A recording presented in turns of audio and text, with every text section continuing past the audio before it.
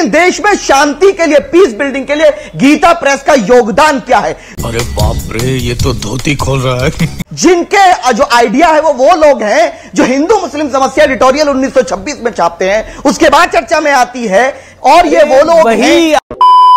Hello everyone, आप सबका स्वागत है मेरे अपने यूट्यूब चैनल SW रिएक्शन पर। आज की हमारी वीडियो गुल्लू अरे सॉरी अमीश देवगन पर है।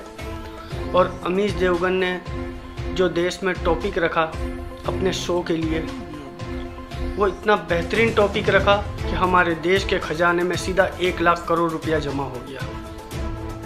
अब वो कैसा जमा हुआ? क्योंकि उनकी पत्रकारिता के वजह से चारों तरफ से, विदेशों से, सब तरफ से हमारे देश में रुपया आने लगा और रुपये की बारिश होने लगी। और हमारे देश में तेज़ी इतनी बढ़ गई कि वो एक शो में, सिर्फ 1 घंटे के शो में 1 लाख करोड़ रुपए का फ़ायदा हुआ हमारे इंडियन गवर्नमेंट को। है कि नहीं अमीश भाई? आइए देखो, पहले इनका शो देखो। चाहती है भाई, तो बीजेपी ने कहा बनाया, ये तो कांग्रेस ने बनाया ना राजनीतिक मुद्दा, लेकिन विरोध तो कांग्रेस ने करा। यहाँ बैठ के आप पढ़ के भी नहीं आते, विरोध किसने करा? कांग्रेस ने करा। कांग्रेस, सुन मेरी बात सुनिए, अब आप चिल्लाने लगे। अरे सवाल पूछ रहा हूं। भारतीय जनता पार्टी की जिम्मेदारी होती है, वो सत्ता में है, और सत्ता पक्ष की जिम्मेदारी होती है कि जनता की समस्याओं के समाधान पे चर्चा करे। वो अगर हर बात पे इस तरह से हिंदू मुस्लिम करती रहेगी, ईसाई अगर क्या बोल रहे हैं? जली ना, तेरी भी जली। तो देश की जनता का भला कब होगा? गीता प्रेस में हिंदू मुसलमान कहाँ है? अरे वो राजनीतिक, आपको मुसलमान कहाँ दिख रहा है गीता प्रेस के अंदर?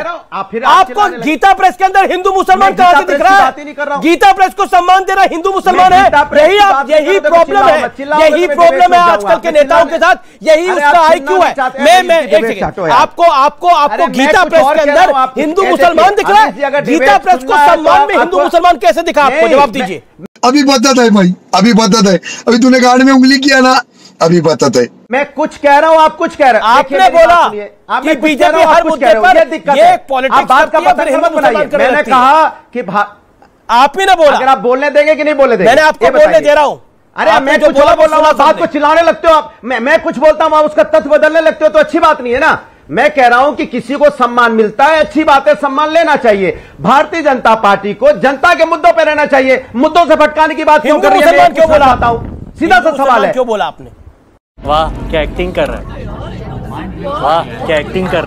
मैं हिंदू मुसलमान नहीं बोला, क्योंकि ये हर डिबेट में, मैं गीता प्रेस की बात को लेकर नहीं कह रहा हूं, मैं कह रहा हूं इनके हर डिबेट में, अभी देखना थोड़ी देर बाद धीरे धीरे आते आते कहां चले जाएंगे। मैं कह रहा हूं मुस्लिम लीग कहां से आ गई? गीता प्रेस की बात हो रही है, मुस्लिम लीग कहां से आ गई? आप कंफ्यूज नजर आ रहे हैं। गीता प्रेस आप साथ दिखना भी चाहते हैं, साथ होना भी नहीं चाहते। आप हिंदू मुसलमान की बात करते हैं और फिर कहते हैं मैं बात भी नहीं कर रहा।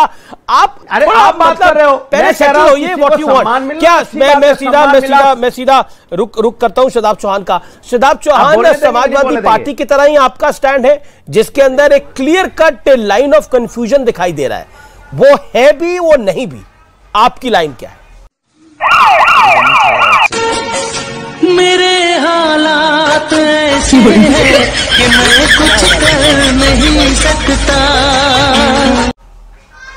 आपकी राय क्या है?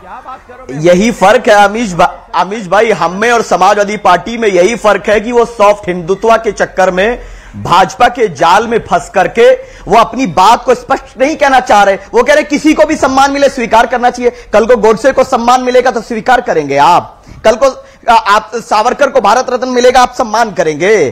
कल को किसी और आतंकवादी को मिलेगा, आप सम्मान करेंगे। अरे भाई बात रखिए। गीता प्रेस ने अगर गीता का जो कार्य किया है, गीता छापने का, किसी को और आतंकवादी का मतलब, लेकिन ये शाबाश बेटा, बहुत बढ़िया मुन्ना।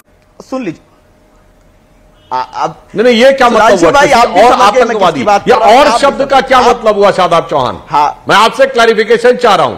ये और आपने क्या सावरकर जी को आतंकवादी कहा? हम मालूम है तेरे बाप को मत सिखा। चल नहीं, मैंने तो ऐसा नहीं कहा, जो मुझे कहना था मैंने कह दिया। आपको जो आप विद्वान है, जो समझना है आप समझ लीजिए। आपको मुबारक, जो मैंने कहना था वो कह दिया सुधांशु भाई। आप विद्वान प्रवक्ता है भाजपा के इकलौते, तो आप समझ लीजिए। मैं तो सम्मान कर रहा हूं, लेकिन मुझे 10 सेकंड दीजिए, बात पूरी करने दीजिए। बहुत ही स्पष्टता के साथ कह रहा हूं, 1923 में गीता प्रेस बनी, गीता का छपाई का ये जो भी काम करते डिस्ट्रीब्यूशन का किसी को आपत्ति नहीं, लेकिन 1926 में हनुमान पोद्दार ने एक आर्टिकल लिखा हिंदू मुस्लिम समस्या, जिसका मेन लक्ष्य था, वहां से आइडिया ऑफ हिंदुत्व को इन्होंने उठाना शुरू किया। और गांधी जी के एसिनेशन के बाद, गांधी जी का पहला पत्र की बात कर रहे हैं ना कि एडिटोरियल में छपा, गांधी जी के एसिनेशन यानी हत्या के बाद इनके मुंह में दही जम गई और ये गिरफ्तार किए गए। तो ऐसे लोगों को आप महिमा मंडन क्यों कर रहे हैं जो हिंदुत्व के आइडिया को बढ़ाने का कार्य करते हैं? अरे भाई क्या काम किया पीस बिल्डिंग के लिए 70 सालों में गीता प्रेस का। गीता की छपाई पे कोई आपत्ति नहीं, वो धार्मिक ग्रंथ है, हम सम्मान करते हैं, लेकिन देश में शांति के लिए, पीस बिल्डिंग के लिए गीता प्रेस का योगदान क्या है? अरे बाप रे, ये तो धोती खोल रहा है। जिनके जो आइडिया है वो लोग हैं जो हिंदू मुस्लिम समस्या एडिटोरियल 1926 में छापते हैं, उसके बाद चर्चा में आती है, और ये वो लोग वही आप वही नहीं समझे अभी तक। आइडिया रखते हैं गोडसे वाला। गीता छापना ही अपने आप में शांति को आगे बढ़ाना है। ओके भाई, मजा आया, और मैं ये जो मजा है हिंदुस्तान के हर व्यक्ति को देना चाहता। तो आप लोगों ने देखा हमारे देश को फायदा हुआ कि नहीं 1 लाख करोड़ का। इतना बेहतरीन टॉपिक लेके बैठे थे वो, क्योंकि देश की सारी रुपया आना, देश तरक्की करना, यही सब मुद्दों से तो देश तरक्की करेगा। और ये शो करने के बाद ही 1 लाख करोड़ रुपए हिंदुस्तान गवर्नमेंट के पास आ गए, क्योंकि उनका शो ऐसा था। सारे जनता के मुद्दे उन्होंने उठा के और देश को इतनी आगे तरक्की तक पहुंचा के 1 लाख करोड़ रुपए एक ही शो में दिला दिया। अमीश देवगन, इस तरह के शो और कीजिए और देश को और लाखों करोड़पति बनाइए। चलिए।